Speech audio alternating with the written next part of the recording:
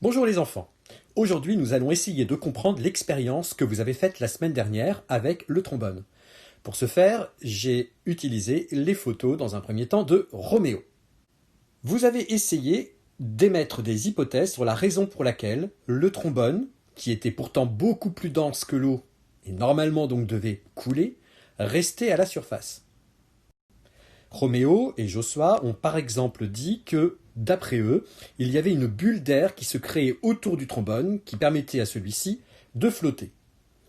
Certains, comme Héloïse, ont dit qu'il y avait un équilibre de pression entre la pression exercée par l'air sur le trombone et la pression exercée par l'eau sur le trombone et que ces deux pressions s'équilibraient. Voyons ce qu'il en est réellement. Regardez de plus près. Le trombone, vous voyez, est posé en définitive sur l'eau. Comment est-ce possible?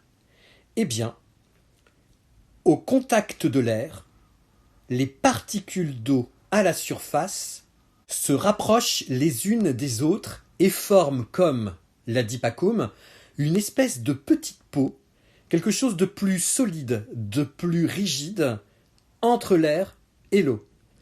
L'organisation des molécules d'eau à la surface n'est pas la même que dans l'eau. C'est la raison pour laquelle nous pouvons poser un objet léger, mais plus dense que l'eau, à sa surface. Cette couche d'eau, différente de l'eau qui est en dessous, plus serrée, plus compacte, s'appelle la tension de surface. C'est d'ailleurs sur cette tension de surface que les gérisses, des petits insectes, peuvent glisser littéralement sur l'eau. Et regardez, ici on voit à l'extrémité de leurs pattes que l'eau est légèrement déformée. Elles sont posées, ces 6 pattes, sur la tension de surface, là où l'air est en contact avec l'eau. La tension de surface, c'est aussi ce qui permet à une gouttelette d'eau de rester sous cette forme de bille, car au contact de l'air, la surface de l'eau que vous voyez ici est plus rapprochée, plus dense.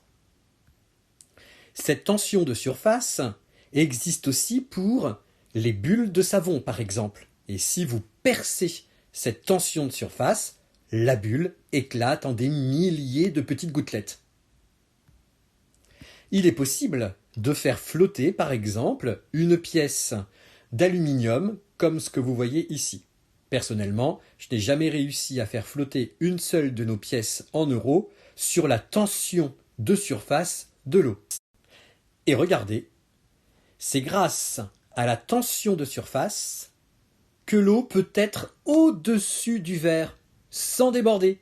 Vous pouvez chez vous prendre un verre et tenter l'expérience. La tension exercée à la surface empêche l'eau de déborder.